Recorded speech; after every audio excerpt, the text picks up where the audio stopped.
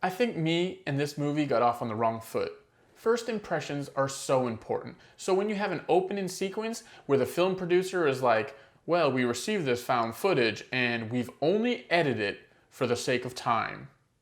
You can't help but call bullshit. If you were a film producer and you received this found footage and you only edited it for the basis of time, you're either a really bad film producer or a really bad liar.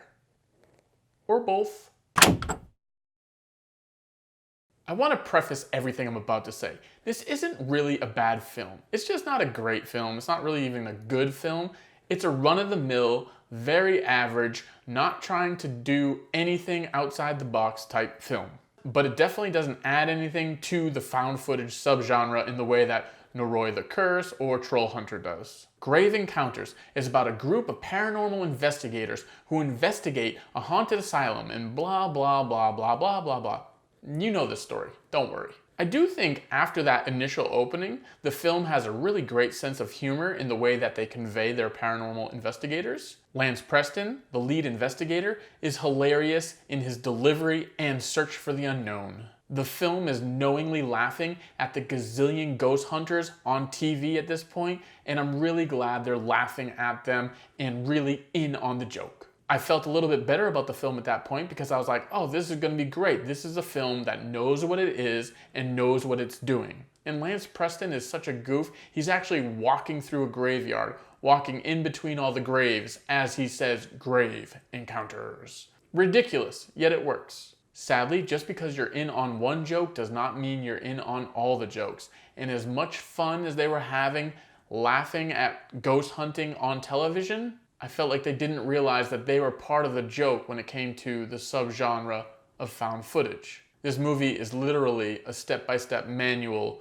of all the things to do if you want a very run-of-the-mill, average slash below average found footage film. This is the type of film that gets made and people complain about because they're just really saturating the genre instead of actually making it better. If I just randomly watch this movie, I would not be doing a review for it because there's not really a lot here, but because it's 31 days, gotta do it. There's just really not a lot going on here. I think the best part of this film is when the characters are going through the transition of, hey, wait, there might actually be something wrong here. Things might actually really be happening, like, you know, for real. I enjoy watching that transition. I enjoy seeing which character goes berserk. I enjoy seeing which character stays strong.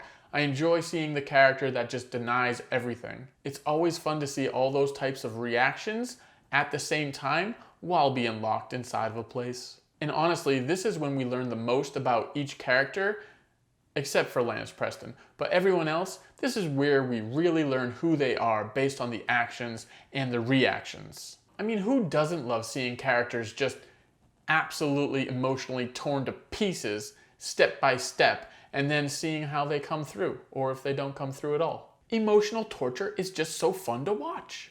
They do really try to progress the film and up the ante throughout.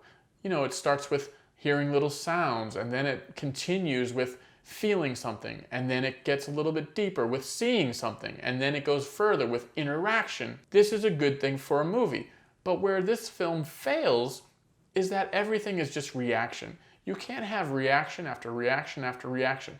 Your characters have to be on the go. They have to start the action. They have to have a plan, or come up with a plan, or try to figure out a plan and then fail.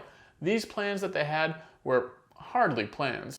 Having main characters solely react to things happening just creates real boredom. One specific thing that really bothered me is that they are trapped inside this asylum and they are trying desperately to get out, and there's an open window and they know of the open window and they even discuss going to the open window, and yet they never actually do. So the whole time they're getting tortured and they're just having an awful, awful time, there's this open window that they know about, but they choose not to really investigate getting out that way. I found that to be odd, very odd. Sure, if it's high up, you might fall and die, but you might also jump out and just break your legs and then be able to get out.